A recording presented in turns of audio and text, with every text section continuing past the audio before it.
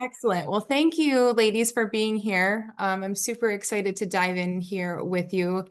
And so let's just get started. I want to be mindful of your time. And so this is the science of becoming, rewiring for capacity and potential. And so we're going to dive into our nervous system and subconscious mind and really explore why they are the two keys that are typically holding us back when it comes to growth and expansion and really stepping into our highest self. So I always like to start with you are in the right place if you sense your untapped levels of creativity, brilliance, and potential, and you are ready to access them. If you're ready to expand and elevate how you lead, live, and inspire others. If you're ready to release limiting beliefs, self-sabotage, and perfectionism so you can step fully into your purpose. If you've tried therapy or coaching or self-development but still feel stuck or are looping in the same patterns.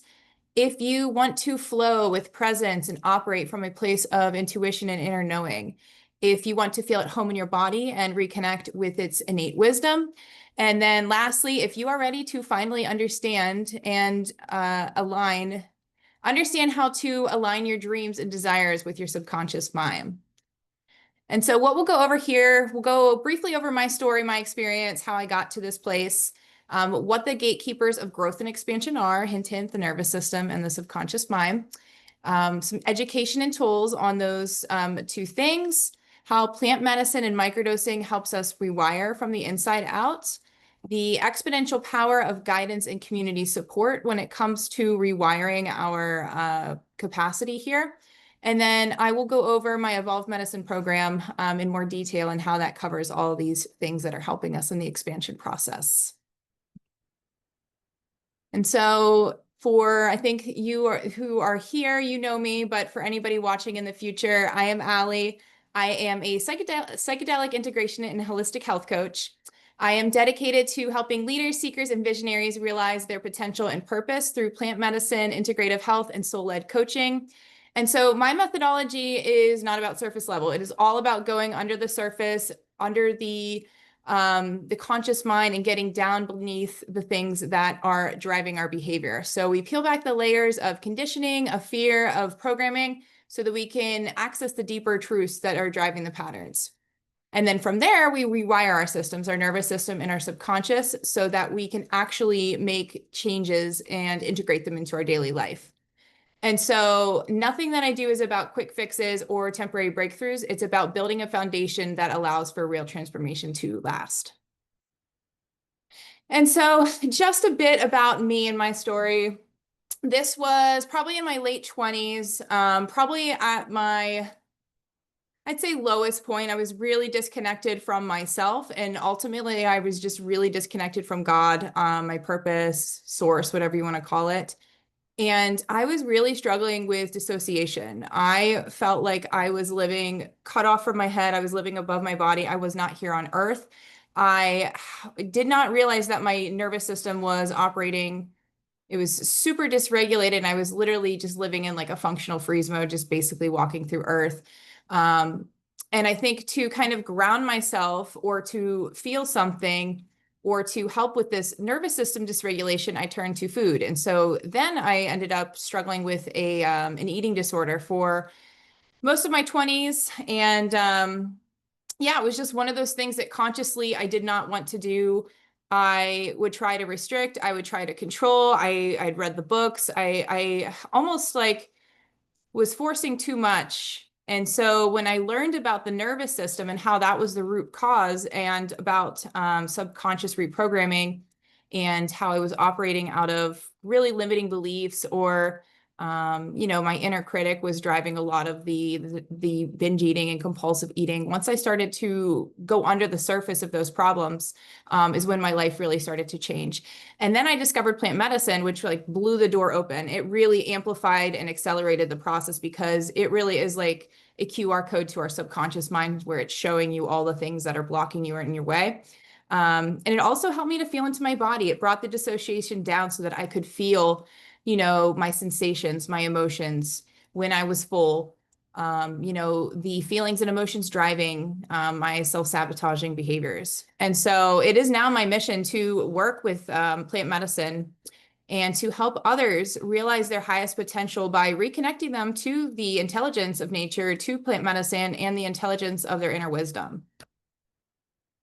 And so, yeah, you can just see here, it's not really about physical looks for me, but I think you could see in my face, I just didn't know, wasn't happy. And here I'm healthy, aligned with my purpose, and never felt better. And so, yeah, so the gatekeepers to growth and expansion, our nervous system or subconscious mind, they are wired to prioritize safety over growth.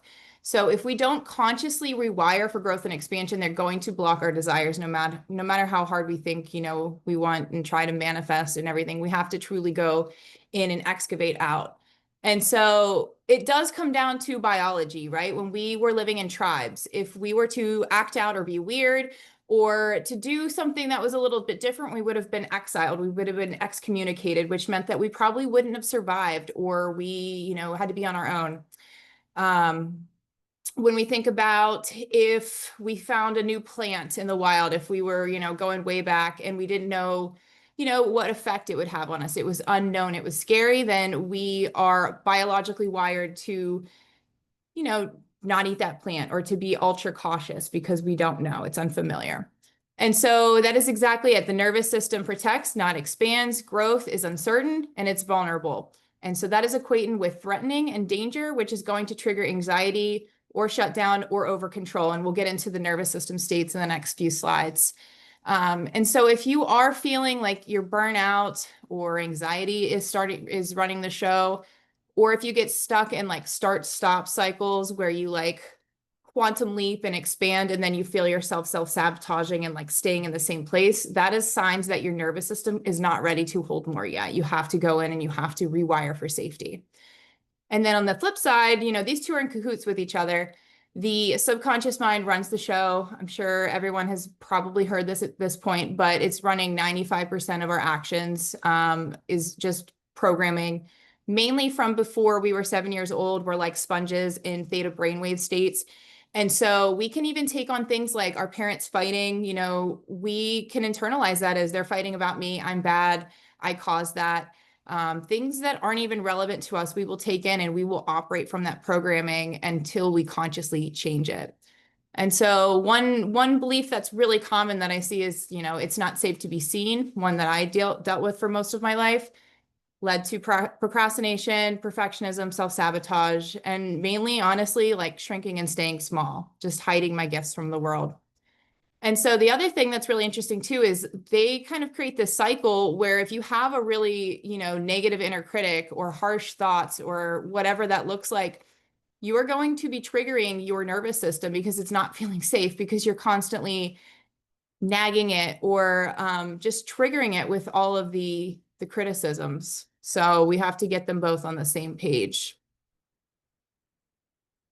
And so not to get too in the weeds here, but I did want to just touch on the nervous system states. We have our autonomic, I'll just go over the autonomic nervous system. We have our two states, our sympathetic nervous system, which is the masculine, the go, go, go, the fight, flight, the activation energy, which is necessary, again, because we are human beings and we need to take action and be able to get things done.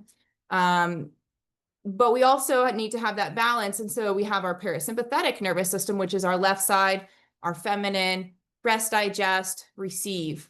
And so honestly, in today's society, the way it is set up, we glamorize and glorify going, achieving, making money. How can you be productive? How much can you work? And so it does feel like we are stuck with our foot on the gas pedal and we don't know how to take it off. And so we're stuck in this activation energy. And then if you are not familiar with the polyvagal theory, this is a really great way to understand the nervous system as well. And so our vagus nerve is our 10th cranial nerve. It connects our brain to most of our body. About 80% of our body signals are going up into the brain from the vagus nerve. And so we have our hyperarousal, like I said, our sympathetic, fight, flight. And then we have, and that is going, can't remember if that's up or down, but our dorsal vagal. So we have ventral vagal and dorsal vagal. So dorsal vagal is our shutdown energy.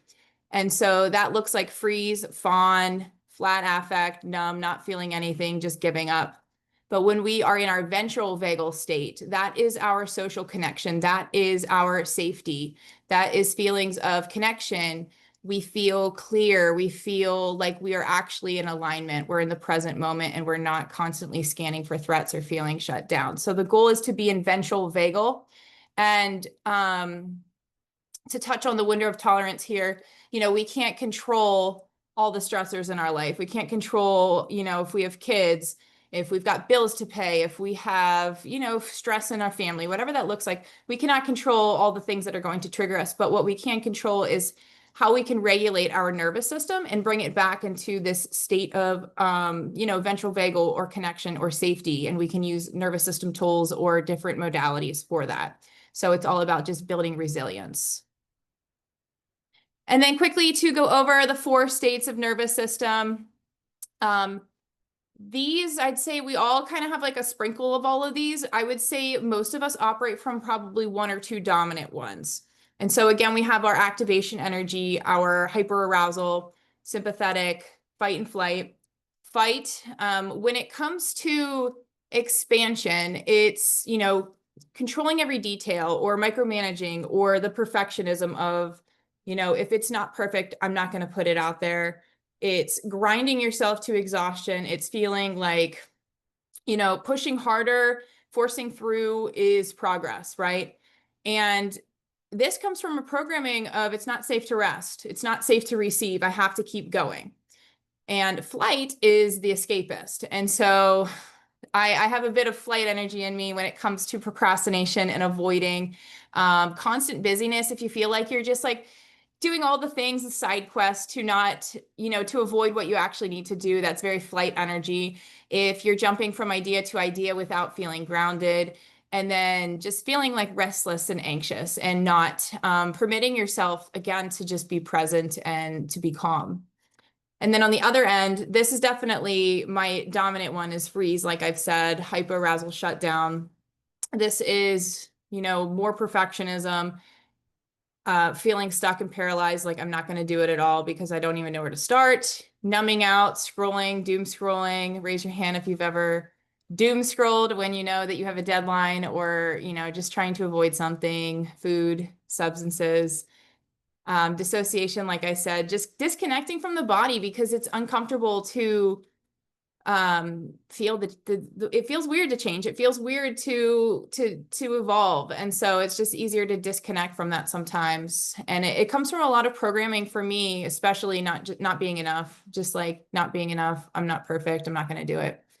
And then the last one is fawn. This comes from a lot of programming. If you had to please people when you grew up, if you learned that you needed to put other people's needs before yours, if you, say yes to others' needs before your own, people pleasing, and again, shrinking yourself because you don't want judgment or conflict or the feeling of rejection. And so fawn energy is huge. I feel like in today's world, because they just kind of program us, they disempower us with, a lot of the messages that we're receiving. And so that's why I do what I do, is to bring out like the confidence and to help people realize that it's safe to be you, it's safe to be authentic, it's safe to step into your purpose, it's safe to be seen.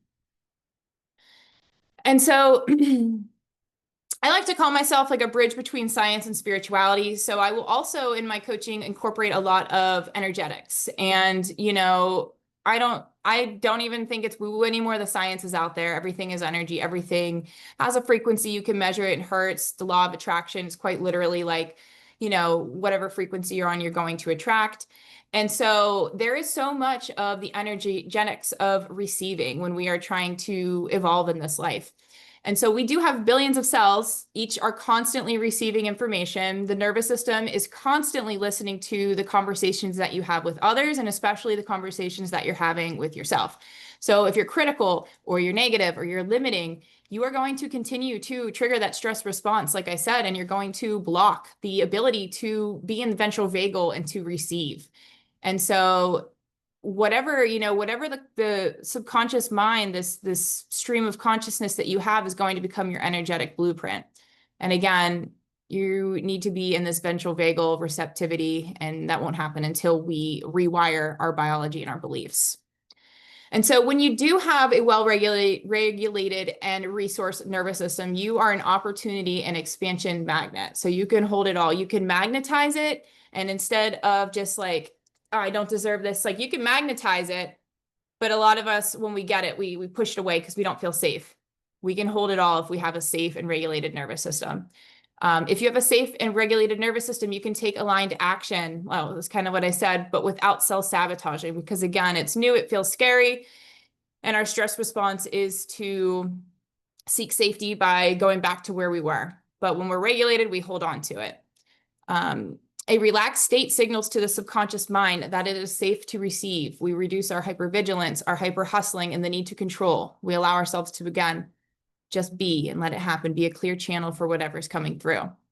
And it also allows you to trust in yourself, trust in your abilities, trust that, again, there is a higher power working through you, trust in your success, and trusting that it is all for you. Everything here is for you, right? When we can take our ego out of it or these limiting beliefs and realize that it's for you, there is just, you can quantum leap. That's what it's all about. It's all for you. And so switching gears into the subconscious mind, I like to call it a bio supercomputer. We have our conscious mind, our user interface, the mouse, the keyboard, the desktop computer, sets intentions, make choices, directs focus. It is our prefrontal cortex up here. So it's great for executive functioning. So planning, reasoning, logic, all of the, I think, things that are glorified in society, right? Like intellectualizing and being intelligent, being logical and masculine. And so it's very good at setting the goal and setting the intention, right? I want to be confident, healthy, abundant, but it's very limited in its processing power. So it can only take in 126 bits per second, while everything, our body, our brain, our mind, everything else can take in 2 million bits. And so we're really only getting a fraction. And our reticulator, not to get into the weeds again, but our reticular activating system is what's choosing to focus on. So we'll get into that later. And then we have our subconscious mind, the operating system, the processor, the computer part, right? And this is on a very collective and individual level. So I like to think about Carl Jung as one of my icons. He calls it the prima materia, but when we're thinking about accessing the subconscious mind or the unconscious, think of the artist, the artist, anybody who's creating or making music or just anything that you're pulling in and you're bringing to life is coming from the unconscious. And so it is an infinite wellspring of potential. And so if we can really get in alignment with our subconscious mind, we can anything, we can create anything, we can really bring it to life. But we have to be able to access it and we have to be able to communicate with it. And so it is running 95% of our thoughts and behaviors, and mostly running on programs that are installed as a child, like I said, survival strategies, because again, that's what we're wired for, is survival. And so it is the go-getter. If we tell it, I want to make $1 million, we don't need to know the how or, how exactly we're going to get there. But if we tell it that, it's going to be working in the background, thinking of all the ways that we can get that $1 million. But it's only going to be doing that if that belief matches the old belief. If it matches, it's not going to do it if you're still operating out of the old belief systems. We have to get those in a line. So if there's a mismatch, the old program wins. For example, if your conscious mind decides, I want to feel worthy of success, but your subconscious is running a program that says, I am not good enough, the operating system will default to the old belief, blocking your progress. So this is why aligning the conscious and the subconscious mind is critical for meaning change. And one of the best things I've ever read, or just it really resonated with me, was the unconscious mind needs the eye of the conscious mind. The conscious mind needs the energy of the unconscious. And so they work together, but one is kind of just like the eye, and the other is the endless energy and wellspring of potential there. And so in my coaching, these are some of the most common subconscious blocks that I hear. And finding my calling and or purpose is hard. And so like this looks like your brain keeps proving it right by creating confusion or dismissing your gifts. I don't know if you ever just get like brain fog, like when you ask your subconscious mind a question and it feels like you should know it, but it's honestly just like foggy. That's honestly kind of like a defense mechanism or a subconscious program of lack of clarity. Another one, this one was very present for me. If I step into what I really want, people will judge me. So you hide parts of yourself or you play small. This was me for a very long time. I'm not worthy of having abundance and wealth. So you sabotage opportunities for more wealth or you undercharge for your services because you don't feel like you're worth it. And so you're constantly just slaving away. Following my calling will be too much responsibility or stress. So you unconsciously push it away or stay where you're at in safety. And there is a program that's like hustle culture will say like it's so hard, you got to grind to be successful. But I'm telling you that's not the case, right? Again, it's law of polarity. We've got our hustle culture, we've got our grinding, but it's also, like I said, very much receptive, very much magnetizing, very feminine. So too much stress or, you know, you don't always have to have that responsibility and stress. It can be easy. So what you focus on expands. The confirmation bias means your brain constantly looks for proof of what you already believe.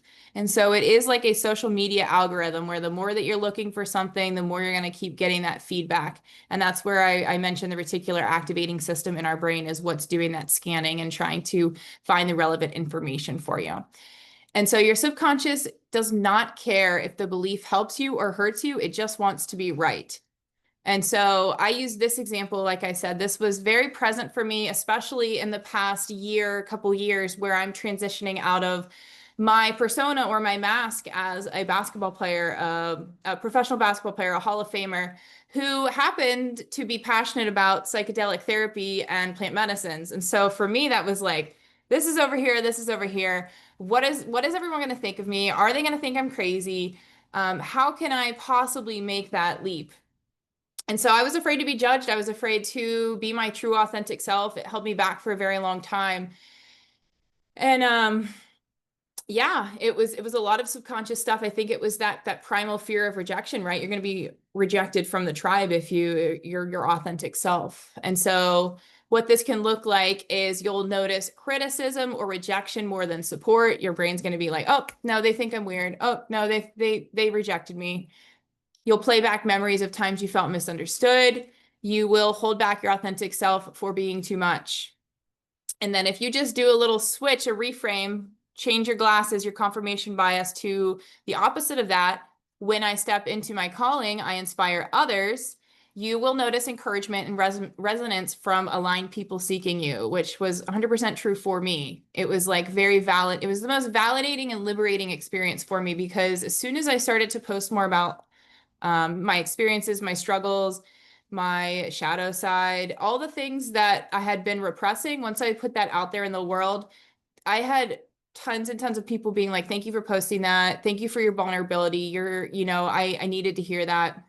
And so honest to God, the best thing you can do for this world is to let that part of you out. And yeah, again, two other reframes, you'll focus on moments where your authenticity lit someone else up, and you'll attract communities and opportunities that celebrate your truth. Any questions so far from anybody? I don't know how to get to the chat, but.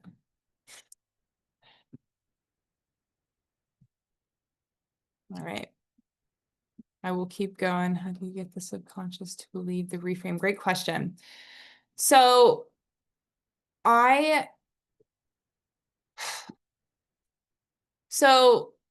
first part is awareness, right? We have to be aware of the limiting behaviors because a lot of the time I think we are just unconsciously operating. So bringing it into awareness. And for me, I really like to anchor it, kind of like what I was saying with the glasses, anchoring it to moments where that's not true. So thinking of the opposite, I'm trying to think of an example for me. Like one thing that I always my deepest fear used to be public speaking. And so now it's actually one of my favorite things. Public speaking. I used to tell myself all of the time how bad I was at speaking in front of people, how terrible I was, how I was so shy. And then I started to just really anchor into the moments where I had a speaking engagement and like I did really well, or where I had a really great conversation with somebody. And so every time I would catch that belief, instead of thinking that I'm not good at it, just anchoring it into a moment that I actually really was great at that. And also accessing feelings, feeling how I felt in those moments of public speaking when I did really good, and to really use those, that, and this is my process, use those as the ways to anchor. Because again, like, and of course, like affirmations, right? Like, I am a good speaker, I am a great communicator, I am a great teacher. Constantly having that on replay helps, but I think taking it another level and anchoring into the feeling and like real life experiences that prove your subconscious wrong. Does that help? We might get into more of that as we go on, but cool. Okay. Thanks for that question. Let me see here.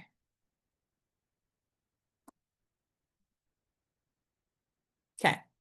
So, like I said, my work is rooted in getting under the surface. I do not do surface level. I live for depth psychology. I live for the shadow side. I live for getting to the root cause. I don't do band-aids. And so my core pillars here are plant medicine, a sacred tool that opens the door to deeper self-awareness and healing. We'll go into these a little bit as we go on. Nervous system regulation, building safety in the body so expansion no longer feels like a threat. We are not limited by our biology because, again, it's in our DNA, it's in our biology. We're animals. We're going to continue to revert back to what biologically feels right. So we do have to literally go in and rewire. Subconscious reprogramming is a core pillar of mine, obviously, releasing limiting beliefs, rewiring patterns at the root. And integration is one of my absolute favorite things, embodying, anchoring insights through daily practices that cultivate lasting change. And so I think a lot of people love the plant medicine aspect of it. We love the experience of it. We love what it gives us, but we don't actually embody those insights or those aha moments. And so I really love helping people find rituals or practices that they can actually incorporate into their daily life so they can see that change rather than having be a fleeting moment. And so I'm like literally, I am the rest queen. I give myself so much rest and permission to receive and channel and to just be a human being. And so I am all about doing less. We add by subtracting.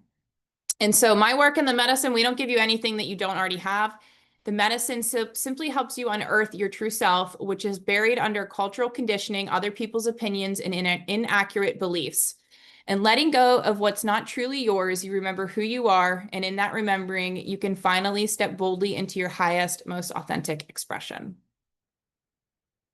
So, one of my favorite and main ways that I work with plant medicine is microdosing.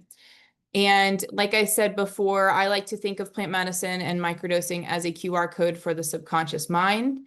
And it also, at the same time, brings our nervous system into balance. And we'll get into the science of that here in a few slides. And I think it's a really safe, accessible way to work with plant medicine in a daily life, right? Like when you are feeling called to plant medicine in a bigger way or a ceremony, it can be, it's new, it's threatening to the nervous system. So it's a big leap. And so Michelle, who's in this webinar, you said to me once about dating the medicine. I use that all the time now. It really is a great way to date the medicine or build your relationship with plant medicine so that you can gain that confidence. And it works just as well as a larger dose, except it's on a more subtle and longer time period. And so it's subperceptual, usually 5 to 10% of a full dose. You don't get the hallucinogenic high, you don't get the visuals. I like to call it a multivitamin for the nervous system. You tend to just feel more present and embodied and grounded. And like I said, it enhances presence, brings unconscious patterns into awareness. With intention and structure, it can help you ease anxiety, enhance creativity, focus, and flow, break old patterns, deepen emotional awareness, and mind-body connection. And I've had a lot of people, I've supported them in transitioning off of antidepressants, of course, with medical guidance. But this one I put on here specifically because when we're talking about stepping into our potential, stepping into our purpose, expansion, a lot of the statistic now is 60% of people on an antidepressant, on an SSRI, don't know why they're on them and don't think that they work. And so what ends up happening is that they're just kind of numb to everything. Yes, they may be numbing out the depression or the grief or the sadness, but they're also numbing out their feelings, their emotions, the passion, the purpose, the love. And so you kind of just end up in that like walking zombie state. And I don't think it's really truly, I don't think we can get to our higher purpose, our higher self, if we're not actually in tune with our body or, um, in tune with our feelings in that way. So I think it's really integral that we, yeah, that we have people taking ownership of their own health journeys. And of course, it is not a magic pill. It is not about the quick fixes. Like I said, it's not about mystical highs. It's gradual, it's long lasting embodied change. And so again, it opens the door. It can help us have these maybe some aha moments, but we actually have to integrate them into our life. And plant medicines are so beautiful. They are ancient spirits. They have been used for hundreds of thousands of years to connect us to the divine and the divine parts of ourself. I think it's one and the same. I think that we are programmed to search for source or the divine or God outside of ourselves, when in reality, it's something internal that we're seeking. And so I do think that working with ancient plant spirits really helps us to see that. And so it's more about the process. It's not even about the microdose for me. It's the process. It's the showing up for yourself every day. It's the creating rituals around it. It's the making new choices and just seeing how the process unfolds. It is really, truly learning yourself on an intimate level. And I think in that process, when we can embrace just the journey of it rather than the outcome, then we really start to gain a lot of self-trust and really start to, yeah, learn more about ourselves and what we want to be doing. So I will briefly go over this. This is my science brain, but I am a cynic at heart, or an analyst, or I am a legit, like, very logical. So I always like to have the why or the how. So the 3 ways that microdosing scientifically has been proven to work: it hits our it helps our 2 regions of the brain communicate together. It helps connect different regions of the brain. And I like to think about the analogy of, if we're in the woods and we're walking on a trail, and we're walking on a trail that's been walked on for years and years and years, it's really easy to be on. And so when we microdose, it starts to kind of create new trail systems. And so it creates it opens new possibilities. And so when we can start to take those new possibilities, we start to create new trails. And that is because the trails that are walked on a million times, they have a thick myelin sheath, which makes it like we're automatically doing that. But when we start to choose the new route, we start to myelinate those paths even more. And so, yeah, long story short, neuroplasticity, neurogenesis, creating new ways of being. It also modulates our amygdala, which is our fear and threat center in the brain. And so that is why we feel more calm and more grounded, because we're not triggering the survival part of our brain. And it hits the 5-HTA receptors, which is actually the same receptors that SSRIs hit, which are responsible for mood. And so as a result of that, as a result of, feeling more safe, feeling more grounded, emotions tend to come to the surface. Our unconscious mind, it's a blessing and a curse, but our unconscious mind will repress things and keep it under the surface as a defense mechanism, because we're not ready to process it. And that's what kind of, when you think about trauma that resurfaces, people forget all these experiences that are really hard because you physically, you just can't process it. And so microdosing can tend to bring up, I won't say it brings up trauma, but it can bring up emotions and feelings that may be under the surface, so that you can alchemize them, look at them, process them, integrate that, whatever that looks like. And that's really what drives a lot of my coaching too, is to be a safe container to help you process all of that. Any questions on that? I'm trying to keep it high level and not in the weeds. Fascinating. Thank you. Thank you. Uh, Perfect. All right. Let me see here. Okay. So going into integration, bridging the aha moments. So this kind of goes back to, I mentioned awareness is the first key. Awareness. So I always use the example, check the chat real quick. Oh, thank you. I appreciate that. Okay. So awareness. I always like to use myself as an analogy or a story because it's I do best when I hear of like metaphors and stories and whatnot. So when let's say with my compulsive eating, my binge eating, I used to just go to the fridge. It'd be 2 a.m. Wake up out of bed and just go to the fridge and start eating. And I would have no idea. I would have no idea why I was doing this. And I would do it constantly. Um, and then the first step was awareness. Then one day, it's just like, oh, I'm aware that I'm anxious, I'm lonely, I'm bored. And so I started to like put together my feelings and what was driving this behavior or the fact that I was dysregulated. Like this is really when the nervous system stuff kicked in because it was like I had a really long day. I worked out a lot. I had a really stressful day at work. I'm dysregulated and I'm looking for something to satiate me. I'm looking for some grounding. I'm feeling really dissociated. I'm looking to ground and feel into my body. I'm looking for pleasure, right? We're just looking for some sort of thing. And so I started to become more and more aware of my patterns. And this is why I love microdosing so much, is because microdosing has the ability to even take it a step further, and it puts a wedge in between that trigger or that, that whatever is driving the behavior, wedge. And then we have time, we have a short pause to make a new choice. And so it's like, oh, okay, I'm like just really tired. I'm going to go do some breath work. I am just like really lonely. I'm going to text a friend.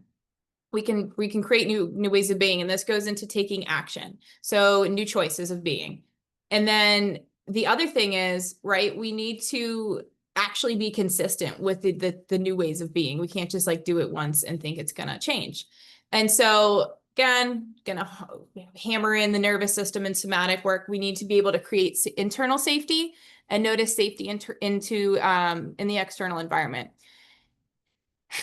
And, when we think about it, most of our day we're safe. We don't live in like the times where we're being chased by a tiger. We live here and now. And so just taking a pause and noticing like I'm safe. I'm safe internally and I'm safe externally, right? And I'm in my house. There's nothing going on. Finding that safety, being able to anchor into it.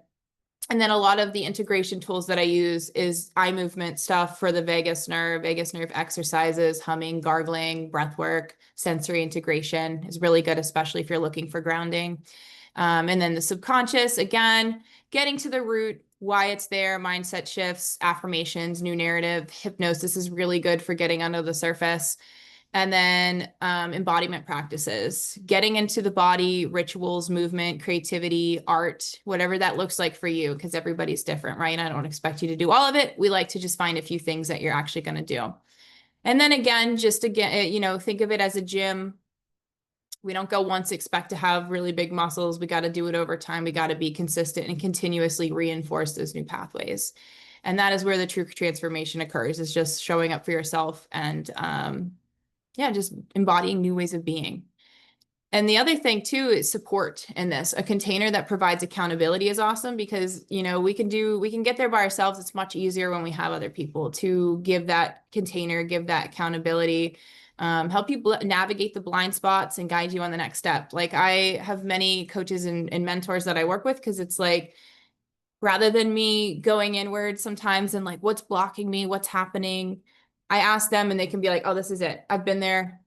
This is what you need to do. And it saves me a massive amount of energy and time because sometimes we just can't see our blind spots the way other people do. And so this goes right into my next point. Cool. So plant medicine can amplify and highlight what's ready to be seen, healed, and alchemized, which can feel raw, vulnerable, and overwhelming. Like I said, the unconscious mind is beautiful that it doesn't bring it up until it feels safe. But when it does, you're kind of like, what the hell do I do with this? And so, having a coach, trauma-informed, safe container for you to feel safe. acts like a coach for the subconscious blind spots and limiting beliefs, like I kind of just touched on. Accountability, structure, consistency to stay grounded on the path, guides you in weaving insights into your daily life, empowers you to build the capacity and create safety within yourself over time. You are your own medicine. So, I also work in the therapy world, and clients have been in it for years and years and years, and that is never my goal.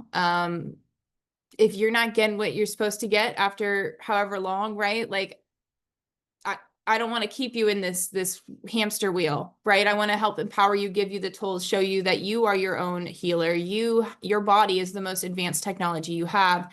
And so the goal is for you to be empowered to, not necessarily rely on a coach or a therapist or someone else, because you are your own medicine. Yeah. So medicine is the amplifier, coaching is the anchor.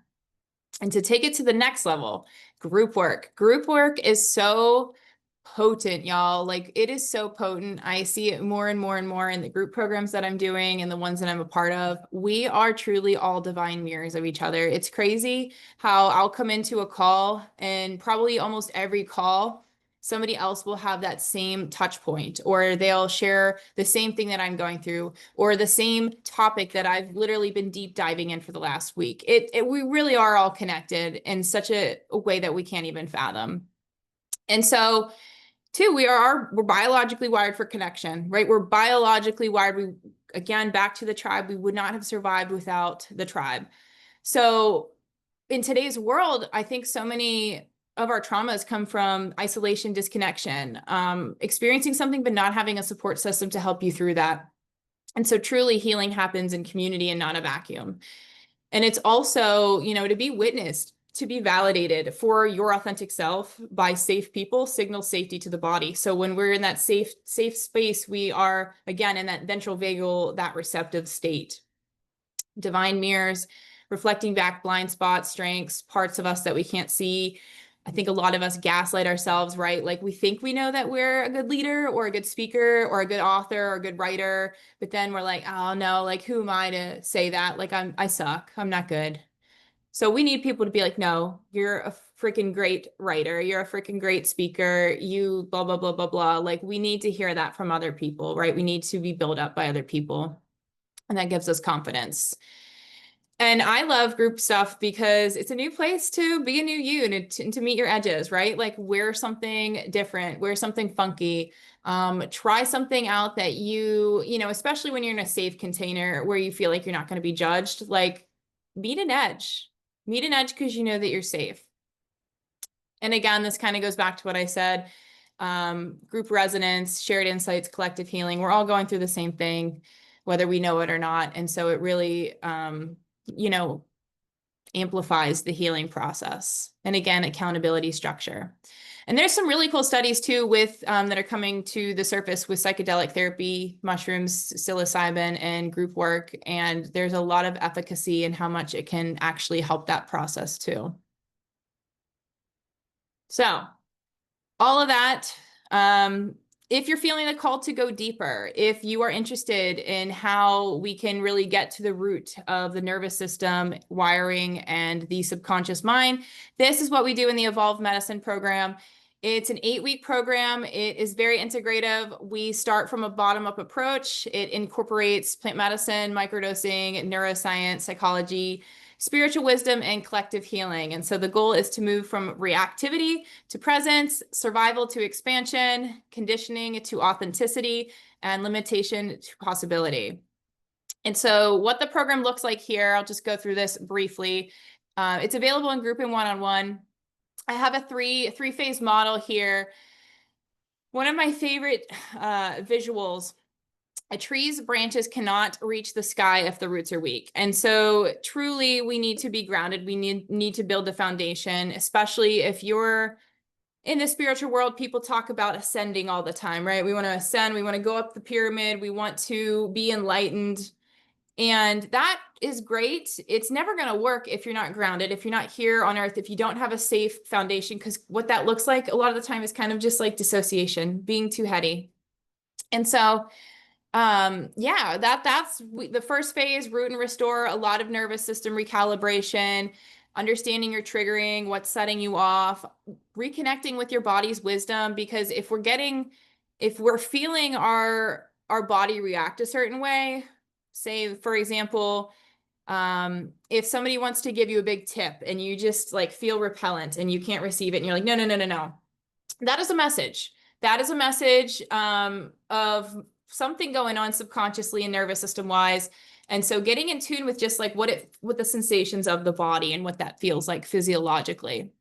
And then we go into releasing and reclaiming. I think this is my favorite part of it all is releasing the shit that isn't ours, because that's really what's running the show is conditioning, societal programming, societal conditioning, all the stuff that's meant to disempower us, all of the childhood stuff that wasn't truly ours, releasing those outdated identities, beliefs, resistance, and starting to clarify what is yours, what are your core values, claiming your identity, who do you want to be, what is the work that you feel called to do. And then we get into, again, the integration aspect of that, the embodiment aspect of that, the actual rewiring. And this is about week 6, 7, 8, where the microdosing is in full effect on a neurological level. And so it's really potent to start to come up with, habit stacking, rituals, starting to really embody the self that you're claiming, dressing that way, speaking that way, joining communities that align with that way, and really just getting clear as day on your purpose and your vision. And it is, yeah, it's a bottom-up process. We start nervous system, emotional processing, and we get into the mindset, subconscious reprogramming. And then I like to sprinkle some spirituality into it, connecting to source, connecting to a higher power, and yeah, I love that aspect of it too. And so 8 weeks, 8 live classes, they're recorded. I have about a 100-page resource guide that I have here that is like my life's work. It's a lot of psychoeducation, a lot of tools, a lot of rituals and whatnot. And then we have a private support group. And yeah, and like I said, it's one-on-one and group. The next group cohort is starting October 26th. And if you're watching this and you use that discount code, you will get $100 off. And yes, I would love to see you there because it is potent medicine, y'all. It is my favorite program to run. So yes, just some client feedback there. Wanted to throw that in there. And Q&A. If anybody has any questions, this is your time to shine. Love all that. Thank you, guys. Sweet. And if there are no questions, then I will honor everybody's time. And thank you all for being here. I am so grateful to share this information with you. And if you do have questions that you don't ask here, my website's down at the bottom, alchemizewithally.com, or you can DM me on Instagram. Perfect. Okay, awesome. No questions. So again, thank you all, and I appreciate you being here, and I will see you all soon. Love y'all.